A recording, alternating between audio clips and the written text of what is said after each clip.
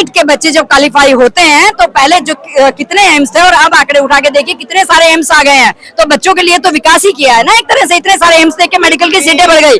Medical है ना जो लाइन बाबा हुई ना, सबका साथ सबका विकास। हाँ, इसका ना रियल मतलब ये है, सबका साथ विद वोट। वोट चाहिए ना, सबका साथ चाहिए, कि बिना साथ वोट मिलेगी। साथ तो मतलब यही है। नेशनल क्या आती है, सबका विकास, वहाँ सब हटा दो, कुछ का विकास। तो सबका साथ विद वोट, कुछ का, सबका साथ विद वोट और कुछ का विकास। लाइक अडानी अंबानी जैसे पकड़ेंगे फ्रेंड सर्कल में है।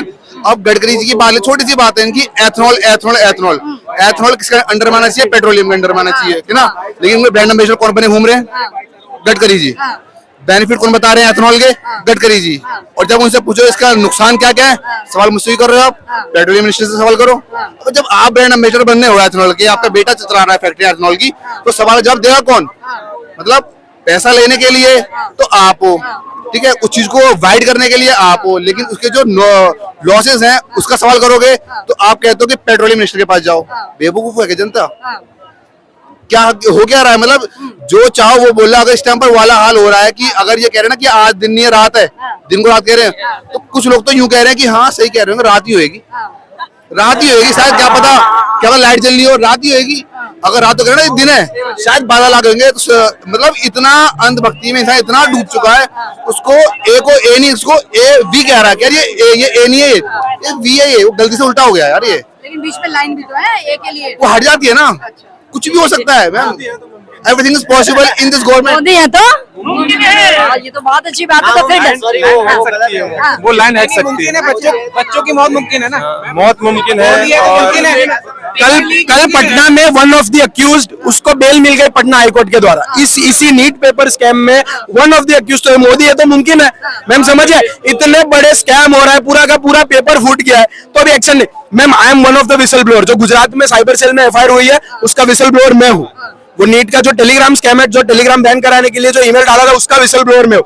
मुझे मालूम है क्या होता है। आज भी मैंने ऑडियो रिकॉर्डिंग डाला है, 10 दिन हुए, मैंने एनटीए को ईमेल किया है, मैंने सीबीआई को ईमेल किया, आज तक मुझे 10 दिन तक मुझे एक भी रिप्लाई नहीं दिया। आज मुझे ना जाते हुए फास्ट स्पीड में थोड़ी रिप्लाई आएगा मैम, 10 दिन इज इनफ। कोई भी नॉर्मल प्रोसीजर में आप कहीं भी एप्लीकेशन में, हाँ चिट्ठी, बहुत सारे मेल होंगे, समझिए, आप समझिए, ये कोई चंदा चोरी का मुद्दा नहीं है, ये लाखों विद्यार्थियों मानती है कि चंदा चोरी हुआ है। हाँ एसआईटी बैठ गई है, एसआईटी नहीं फैसला तो नहीं आया है ना अभी, फैसला बैठ गई है, एसआईटी बैठ गई है, एसआईटी अपने रिपोर्ट दायर की है। उधर एक बहुत बड़ा सस्पिशन क्रिएट हो चुका है, और आके बोल दिया कि भाई वहाँ के ऑफिसर्स ने बोल दिया है कि बहुत बड़ा स्कैम हो रहा है। तो आप बोल रहे कि चंदा चोरी नहीं हुआ, और भी बोल रहे हैं फाइनल नहीं हुआ, अभी फाइनल डिक्लेरेशन नहीं हुआ है ना। हाँ तो अच्छा एक मिनट अच्छा सर, पेपर तो लीक हो चुका है, आप सब मुझसे सहमत है, पेपर लीक हो चुका है, तो पटना में उस अक्यूज को बेल क्यों मिली? मैं प्रश्न करता हूँ इस सरकार से। 10 दिन हो गए, ये कोई छोटा मोटा मुद्दा नहीं है, कोई चिंदी चोरी का मुद्दा नहीं। 10 दिन मेरे ईमेल को हुए, आज तक मुझे एनटीए ने एक रिप्लाई नहीं दिया। इससे पहले जो राघव सर, आपने सबने शायद राघव सर वाला ऑडियो रिकॉर्डिंग लीक जो सुना होगा, उसमें राघव सर के साथ जो बात कर रहा है वो व्यक्ति मैं हूँ। उसमें मैंने एनटीए को ईमेल डाला था, आज दिन तक एनटीए ने मुझे एक रिप्लाई नहीं दिया। तो गुजरात साइबर सेल में मैंने जब एप्लीकेशन डाली तो उन्होंने एफआईआर ली है। एनटीए को नस्तिनाबूद कर देना, उसको डिसॉल्व कर देना चाहिए। ये बॉडी रिस्पॉन्सिबल नहीं है, ये पेपर अच्छे से कंडक्ट नहीं कर पा रही है। आप एक नेशनल लेवल एग्जाम में एग्जाम मॉनिटरिंग एजेंसी, एक प्राइवेट एजेंसी को टेंडर इशू कर रहे हैं, ये कैसे चलता है? एक नेशनल लेवल एग्जाम में सीसीटीवी सर्वेलेंस के लिए, एग्जाम मॉनिटरिंग एजेंसी के लिए टेंडर एनटीए की वेबसाइट पे अवेलेबल है। मैं पूछता हूँ क्रेडिबिलिटी कहाँ रह गई? जब मैंने मीनाक्षी झा का ऑडियो रिकॉर्डिंग, जो झारखंड वाला ऑडियो रिकॉर्डिंग लीक किया था, तब मैंने इनको बहुत क्लियरली बोला था कि ये जो आप टेंडर आउटसोर्स कर रहे हैं, प्राइवेट एजेंसीज को दे रहे हैं, उन्हीं के थ्रू ये लोग ओएमआर में सेटिंग कर रहे हैं और उन्हीं के थ्रू ओएमआर में घपले होते हैं।